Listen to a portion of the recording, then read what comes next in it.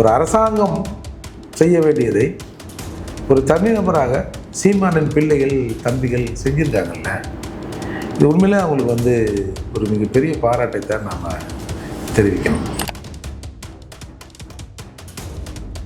நான் சீமானவர்களை பொறுத்தவரைக்கும் எங்கெல்லாம் தப்பு நடக்கிறதோ அதை தட்டி கேட்கிறவர், எங்கெல்லாம் யார் பாதிக்கப்படுறாரோ அவரோடு நிற்கிறவர். அப்படிங்கிற போது அதாவது நம்ம பார்க்குற சினிமா வேறு, ஆக்சுவலாக உள்ள ப்ராக்டிக்கலாக இருக்கிற சினிமா துறை வேறுங்க. அப்படிங்கிற போது திரைத்துறை தன்னுடைய முன்னாள் துறை இந்த அடிப்படையில் யாருக்காவது சப்போர்ட் பண்ணுவார். அண்ணன் நியாயமாக இருந்தால் தான் சப்போர்ட் பண்ணுவார்.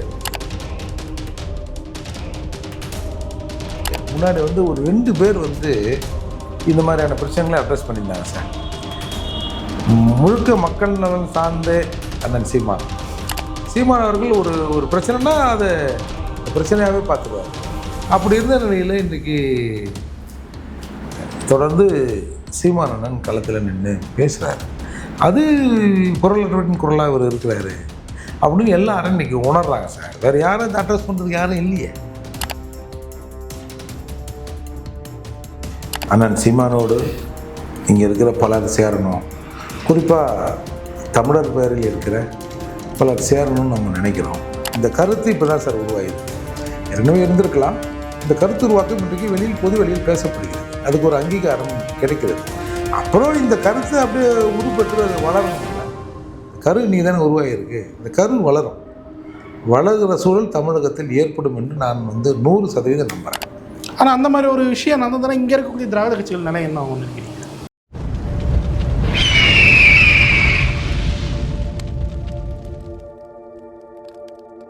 அரசியல் எழுத நேயர்களுக்கு வணக்கம். இன்று நம்மோது இணையும் சிறப்பு இருந்தனர் புரட்சித் தமிழகம் பறையர் பேரவை தலைவரும் வழக்கறிஞருமான திரு ஆர் மூர்த்தி அவர். வணக்கம் சார். சார், சீமான் அவர்களுக்கு சமீப காலமாக திரைத்துறையோட அந்த ஆதரவு பெருகி கொண்டே வருது.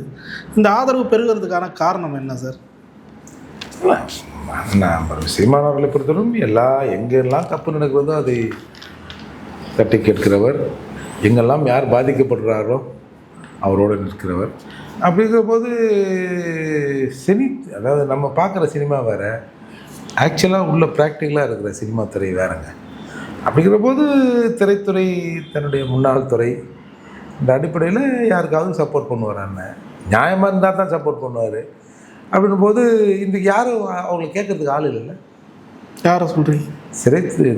சினித்துறையில் இருக்கிறவங்களுக்கு அந்த நெருக்கடி பற்றி பேசுவதற்கோ இல்லை அவங்க தொழில் சார்ந்த பிரச்சனைகளை பேசுவதற்கு யாரும் பெருசாக இல்லைல்ல. அதிமுக ஆட்சி காலமாக இருந்தான்னா 4 பேர் 10 பேர் இருப்பான், 40 பேர் கூட இருப்பான். இப்படி நடக்குது, எடப்பாடி என்ன பண்ணுற, எங்கே இருக்கிற நீ அப்படின்லாம் ஒருமையில் பேசக்கூடிய கூட்டம்லாம் இருந்தது சார். இப்போ ஆல் வாய் கப்சிப் நேர்ட்டாங்கல்ல. அப்படிங்கிற போது அண்ணன் இயல்பாக பேசுகிற போது அந்த ஆதரவு பிறகு தானே செய்யும். Okay sir. குறிப்பாக ஒரு புறம் திரைத்துறையோட ஆதரவு, அந்த மியூசிக் இசை வெளியீட்டு விழாக்கெலாம் அவர் அழைக்கிறாங்க முக்கிய நிகழ்வுக்கெல்லாம். மறுபுறம் ஊடகங்களின் ஆதரவு இப்போ சமீபத்தில் பார்த்தீங்கன்னா அவருக்கு ரொம்பவே பெருகிட்டு வருது. இதெல்லாம் எப்படி சார் அவர் கை கொடுக்க சார்? அதாவது ரொம்ப நாளைக்கு மக்களோட பிரச்சனையை நீங்கள் எடுத்து பேசாமல் இருக்கவே முடியாதுங்க. ஊடகங்கள் இந்த மக்கள் பிரச்சனையை எடுத்து பேசாமல் காட்டாமல் இருந்துக்கினே இருந்தாங்க.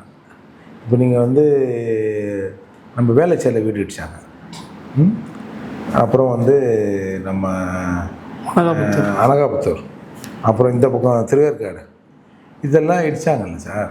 இதற்கு முன்னாடி பல இடங்கள் இடிச்சிருக்காங்க சார். காட்டவே மாட்டானோ.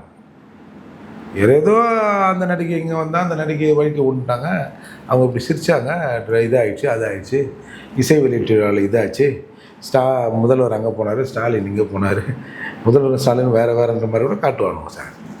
இப்போ அண்ணன் பல விஷயங்களை நேரடியாக களத்தில் போகும்போது யாரும் இங்கே போகல. எல்லா ஒன்றும் அடுத்த ஆண்டு தேர்தல் வரப்போகுது சார்.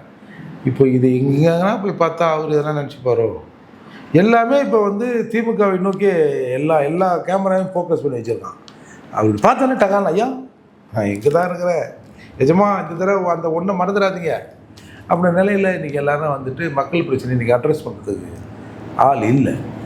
அப்படிங்கிற போது சீமானனுக்கு அந்த தேவை இல்லைல்ல. அதனால் மனுஷன் பிடிச்சி வெளுத்து வாங்குறாரு. எங்கே பிரச்சனைனாலும் அங்கே போய் முதல்ல நிற்கிறார். அது உடனே கேட்பான், சீமான் போனே நடந்துச்சையோ. ஒருத்தன் அழுகுறான்னா அவனுக்கு ஆறுதல் சொல்ல கூட ஒருத்தன் இல்லையா. அவன் நம்ம அழுகுறோம், நம்ம அனாதியாக தமிழ்நாட்டில் அழுகுறோம்டா அப்படின்னு தமிழகத்தின் குடிமக்கள் யோசிக்கிறான்ல. அங்கே போய் ஒரு அன்பு கரம் நிற்குது இல்லை, ஏய் நான் இருக்கிறோம்மா அழையை கேட்குறது, உங்கள் குறையை கேட்குறதுக்குன்னு எங்களை போன்றவர்கள் இருக்கிறோம்ல. அது இன்றைக்கி தவிர்க்க முடியாமல் அத்தகைய நிகழ்வுகளை காட்ட வேண்டிய கட்டாயத்தில் இன்றைக்கி ஊடகங்கள் இருக்குது. அதால் இப்போ அவங்களுக்கும் ஒரு மனசாட்சி இருக்கும்ல சார். எவ்வளோ நாளைக்கு தான் இவர் அவாய்ட் பண்ணினே போக முடியும். அப்போது சரி இது நியாயமான குரலாக தானே இருக்குதுன்ற பாணியில் இன்றைக்கி சிலர் நியாயத்தின் பக்கம் சரி இதையும் காட்டி விடுவோம் எல்லாம் ஒன்று திட்டுறான். சரி என்னென்னோ பிரச்சனை நடக்குது, எதை காட்டுங்கிறான் பாருங்க, எல்லாமே அங்கே பைண்டிங் ஆகிட்டாம்பா அப்படின்னு பரவலாக இன்றைக்கி ஒரு டாக் வந்துச்சுல. அதுலேருந்து 1-2 இப்படி மக்கள் பிரச்சனை அப்படி காட்டுனுங்கிறாங்க. ஆனால் இவ்வளோ நாளாக இல்லாதது இப்போ அவர் பக்கம் திரும்பி இருக்குன்ற பட்சத்தில் களத்தில் அது எந்த அளவுக்கு பாசிட்டிவாக அமையும் நினைக்கிறீங்க? ஏன்னா இவ்வளோ நாள் என்ன நடக்குதுன்னு சொல்லிட்டு தெரியாமல் இருந்த மக்கள், பாமர மக்களுக்கெல்லாம் இது ஒரு செய்தியாக போய் சேருதில்லை சார். அதாவது முன்னாடி ஒரு 2 பேர் இந்த மாதிரியான பிரச்சனைகளை அட்ரஸ் பண்ணியிருந்தாங்க சார். முழுக்க மக்கள் நலன் சார்ந்து அண்ணன் சீமான், மக்கள் நலன் ப்ளஸ் அரசியல் சேர்ந்து அண்ணாமலை அவர்கள். அவர் அடிக்கடி மக்கள் நலனும் இருக்கும், அரசியலும் அதில் இருக்கும். சீமான் அவர்கள் ஒரு பிரச்சனைனா அதை பிரச்சனையாகவே பார்த்துடுவார். அப்படி இருந்த நிலையில் இன்றைக்கி தொடர்ந்து சீமான் அண்ணன் களத்தில் நின்று பேசுகிறார். அது குரலற்றவரின் குரலாக இவர் இருக்கிறாரு அப்படின்னு எல்லாரும் இன்றைக்கி உணர்றாங்க சார். வேறு யாரும் இந்த அட்ரஸ் பண்ணுறதுக்கு யாரும் இல்லையே. நீங்கள் அனகாபுத்தூரில் 40 ஆண்டு 60 ஆண்டு இருந்திருக்காங்க, 2 தலைமுறை இருக்குதுன்றாங்க. 2 தலைமுறை என்னையா பிடிங்கிருந்தேன்னு கேட்குறதுக்கு ஒரு ஆள் இல்லைல்ல. நியாயமான கொஸ்டின் அது. நான் நீர்நிலை ஆக்கிரமிப்பு பண்ணுறேன், நான் வீடு கட்டிருக்கேன், நான் 2 தலைமுறையாக இருக்கிறேன், 2 தலைமுறை என்ன பிடிங்கிருந்தேன். நான் நீர்நிலை ஆக்கிரமிப்பில் குடியேறும் போது நீ தடுத்துருக்கணும்ல நீர்நிலைன்னா. அப்போ நான் நீர்நிலைன்னா பக்கத்தில் இருக்கிற பெரிய காசாகிரான் எப்படி நீர்நிலை இல்லை? இன்றைக்கி எல்லாமே லேக் ஏரியா தானே, இன்றைக்கி பெரும்பாலும் ஏரி நகரம் தானே சார். அப்போது ஊருக்கு 10 பேர் இருந்திருப்பான் சார், மிச்சம் இடத்துல தண்ணி நின்று இருக்கும். இப்போ அப்படி இல்லைல்ல, மக்கள் தொகை பெருகுது, அங்கங்கே போகிறாங்க வராங்க. நீங்கள் நேரடி நீர்வரத்து மறித்து யாரும் பண்ணல, அதன் ஓரங்களில் ஏழை எளிய மக்கள் இருக்கிறாங்க. நீ இவ்வளோ நாள் என்னையா பண்ண அப்படின்ற ஒரு கேள்வி இருக்குல்ல சார். சார் இங்கே இருக்கிற பல இடங்களில் உழைக்கின்ற மக்களை காலி பண்ணிவிட்டு பார்க்க போடுறான் சார். எவன் சார் அங்கே நடக்க போகிறான்?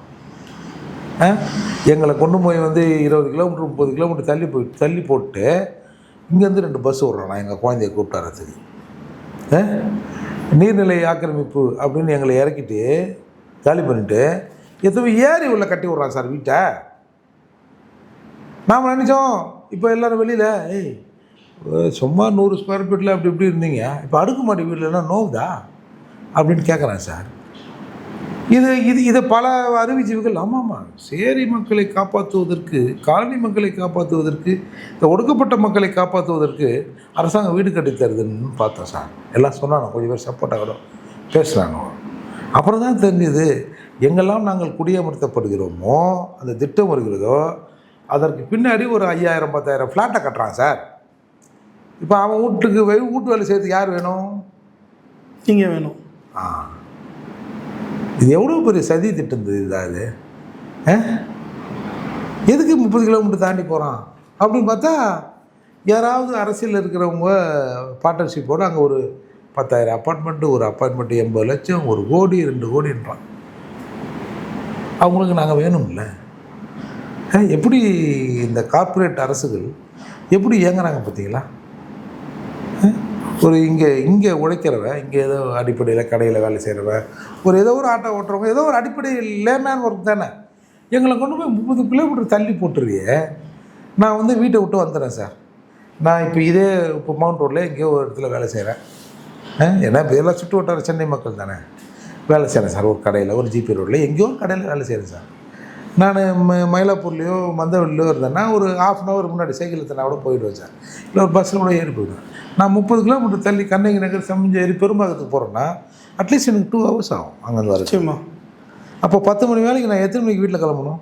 8 மணிக்கு தான் கிளம்பிடுவோம். 8 மணி 7 மணிக்கு கிளம்பணும் சார். 7 மணிக்கு என் குழந்தை எழுந்திருக்குமா சார்? எழுந்திருக்காது. என் வீட்டில் வயசுக்கு புள்ள இருக்கும் சார், குழந்தை இருக்கும். இங்கே என்ன அக்கம் பக்கம் எல்லாம் அப்படி ஒன்றுனா பிளெயினில் இருக்கிறோம் சார், ஒன்றும் பிரச்சனை இருக்காது. இப்போ ரோட்டில் போகிற ஒன்றுனா இந்த வீட்டில் என்ன நடக்குதுன்னு பார்ப்பான் சார். அடுக்குமாடி வீடு சார், எவனுக்கு சார் தெரியும் வீட்டுக்குள்ளே என்ன நடக்கும்னா? தெரியுதா எங்கள் நிலைமை? எங்கள் நிலைமையெல்லாம் நாங்கள் வெளியில் சொல்ல முடியல சார்.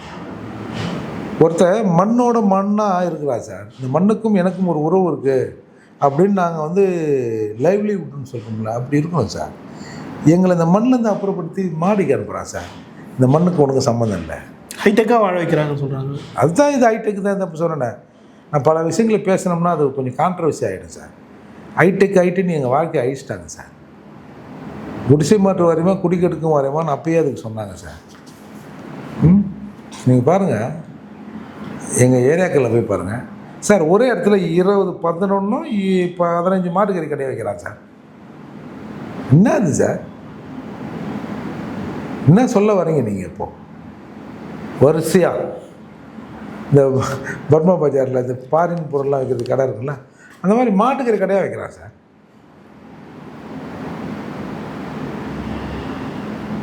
அப்போ ஏன் ஒரு 10,000 20,000 மக்கள் இருக்கான். அப்போ அந்த உணவு அவனுக்கு தேவைப்படுது. இங்கே இருந்தப்போ நாங்கள் ஒரு 200 வீடு 300 வீடுன்னு இருப்போம். எங்கேயோ ஒரு கடையில் போய் வாங்கிட்டு வந்து ஆக்கி தின்னு கிடப்பான். அப்போ மொத்தமாக அந்த மக்களை கொண்டு போய் அந்த மக்களின் தேவை இந்த கறின்னும் போது, ஏன்னா சீப்பாக இருக்குல்ல. எங்கள் ஒன்றும் இல்லை, நீங்கள் ஆட்டுக்கறி சீப்பாக கொடுங்க சார். இந்த மாட்டுக்கறி ஒரு 300 ரூபாய் என்னமோ விற்கிது. நீங்கள் 300 வைக்கும். ஆட்டுக்கறி 1000 ரூபாய்க்கு விற்கிது. நீங்கள் அரசாங்கம் திட்டம் போட்டு ஏதாவது ஒன்று பண்ணி, ஏன்னா நீங்கள் திராவிட மாடல் ஆட்சி இல்லை, ஆட்டுக்கறியை 300 ரூபாய்க்கு கொடுங்க சாமி. மாட்டுக்கறி யாராவது தின்னாங்களா கேளுங்க சாமி. இந்த ஜாதினாவே இந்த கறி தின்னுவாங்க அப்படின்ற மாதிரி ஒரு அது வெளிப்பார்வை சார். இப்போ நீங்கள் போங்களேன், இப்போ அந்த மாப்பிள்ள அங்கே போனால் போய் 5 கடைடா மாட்டுக்கறி கடை, எல்லாம் 3 வேலையும் தான் திம்பானுங்க போலதுரா அப்படின்ற ஒரு இமேஜ் வெளியில் உண்டாகுது. நாங்கள் 10,000 குடும்பங்கள் இருக்கிறோம். ஒரு குடும்பத்துக்கு ஒரு 5 பேர்னா 50,000 பேர் இருக்கிறோம். ஒரு 300-500 பேருக்கு ஒரு கடைன்னா 50,000 பேருக்கு எத்தனை கடை யோசிங்க? அந்த அடிப்படையில் கடை அங்கே பெருகுது. ஆனால் வெளித்தோற்றம் மாட்டுக்கறி கல்லையே உழுந்து கிடப்பானுங்க போல இருக்குப்பா அப்படின்னு வருது. வீட்லேயே இருக்க மாட்டாங்க, எல்லாம் ரோட்லேயே இருக்கிறானோ. 250 ஸ்கொயர் ஃபீட்டில் எத்தனை பேர் இருக்க முடியும்? இல்லை 300 ஸ்கொயர் ஃபீட்டில் எத்தனை பேர் இருக்க முடியும்? 175 கட்டி கொடுத்தாங்க முதல்ல. எப்படி அவன் வீட்டில் இருப்பான்? 1 வயசு பிள்ளைங்க, ஒரு அப்பா அம்மா. எப்படி எங்கள் சமூகத்தை எப்படி சீர வச்சுக்கலாம் பார்த்தீங்களா சார்? இதே 100 ஸ்கொயர் ஃபீட்டில் நிலத்தில் இருக்கணும்னு வச்சுங்க, ஒரு காவாவரமாவோ ஒரு எங்கேயோ ஒரு இடத்துல இருக்கிறோன்னு வச்சிங்களேன், ஒதுக்கிறதுக்கு இடம் இருக்கும் சார். குழந்தைங்க அங்கே போவோம், இங்கே போவோம், அப்படி போவோம், இப்படி போவோம், இப்படி அரசல் படசலாக பல விஷயங்கள் அது வாழ்க்கையில் நடக்கிறது தானே, அதெல்லாம் நடக்குது சார். ஆனால் இங்கே ஒரு பூட்டி அறைக்குள் 5 பேர் ஒரு சின்ன ஹாலில் படுக்கணும் சார்.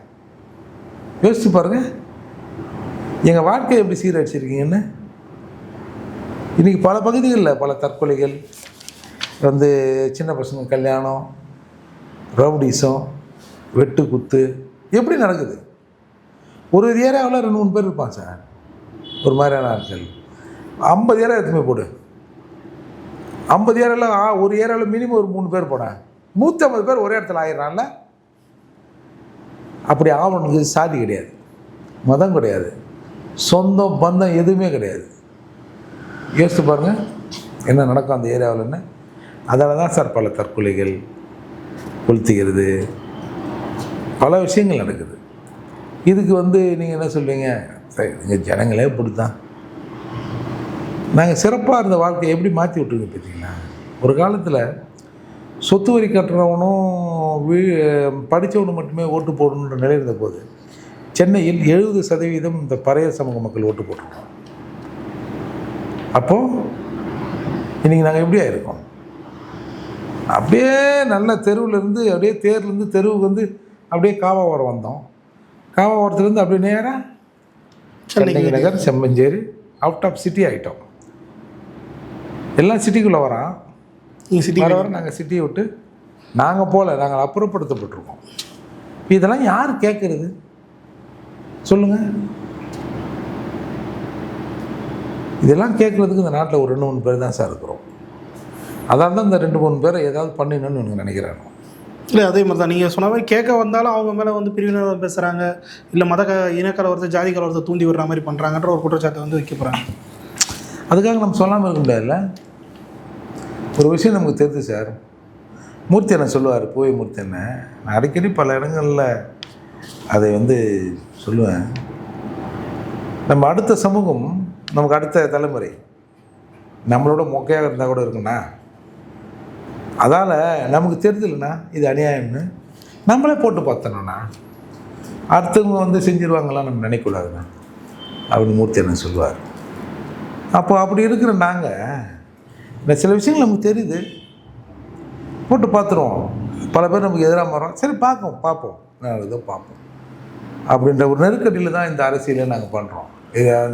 இந்த மாதிரியான இப்போ மற்றவங்களையோ அரசையோ குறை சொல்றதால என்ன வந்துருப்போகுது, நெருக்கடிகள் தான் வரும்.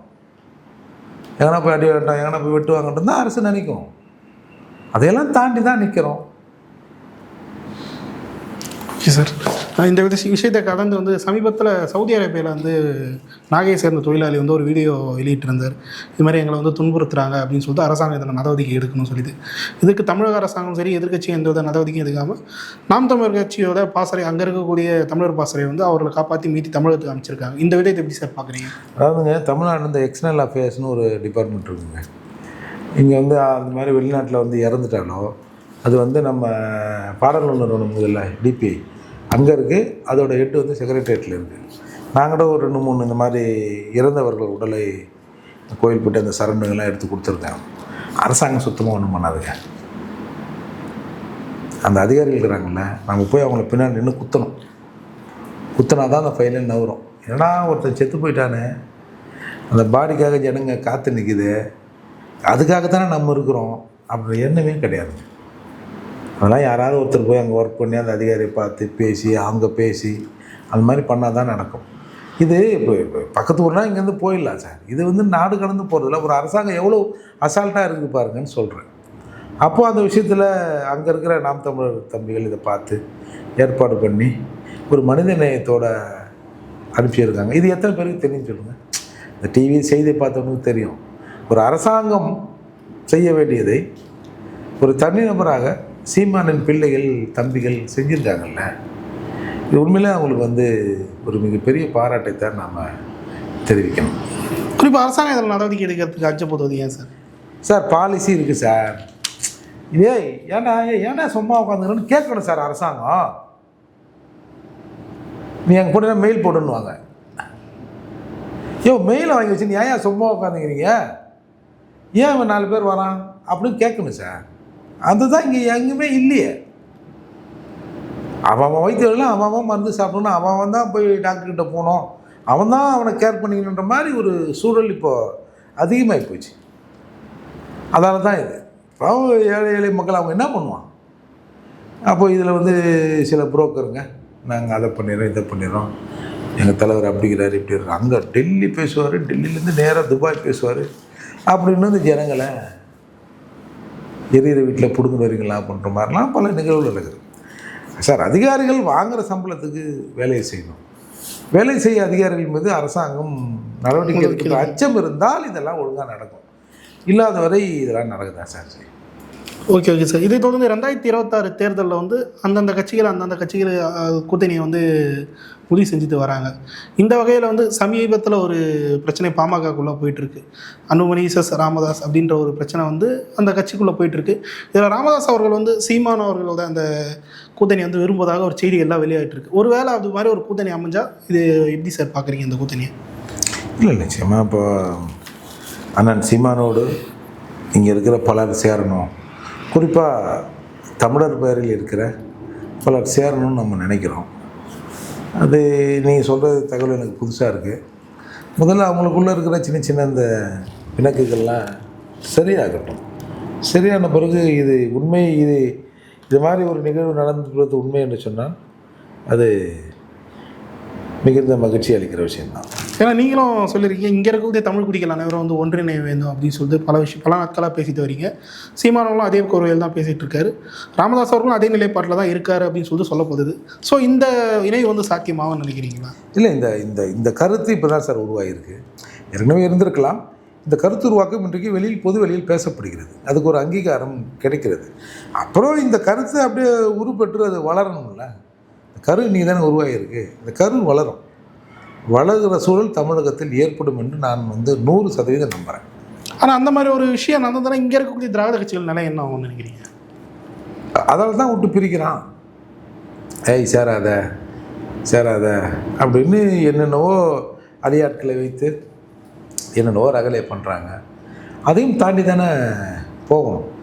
எப்பயுமே சமூகத்தில் ஒரு கருத்து மட்டுமே இருந்துடாது சார். ஒரு கருத்து பிறக்கிற போதே அதுக்கு நேர் எதிர்கருத்து பிறக்கும். 2 கருத்துக்களும் மோதி ஒரு புதிய கருத்து வரும். இதுதான் விதி, இதுதான் இயற்கை. அப்படிங்கிற போது நாங்கள் மட்டுமே ஏமாற்றிக்கிட்டு இருப்போம், நாங்கள் சொல்கிறது தான் இங்கே தத்துவம் அப்படிலாம் ரொம்ப நாளைக்கு விட முடியாது சார். இந்த இயற்கை ஏற்கனவே இதுக்கு எதிர்கருத்து இருந்திருக்கும். அந்த கருத்தை தக்க சமயத்தில் தக்க நபரிடம் அந்த இயற்கை கொடுக்காம அதுக்கு ஏதாவது தடங்கள் இருந்திருக்கும். இப்போ அந்த வெப்பன் எங்கள் கையில் வந்திருக்குல்ல, போட்டு பார்த்துருவோம். அதால் இது என்றைக்காக இருந்தாலும் ஒரு சார் தேர் எங்கே ஒரு நாள் நிலைக்கு வந்தானே ஆகும் நிச்சயமா. அதால் இது இன்றைக்காவது ஒரு நாள் நடந்தே தீரும் சார். சரி சார், பல்வேறு கேள்வி தெளிவான நேரத்தை மிக்க நன்றி சார்.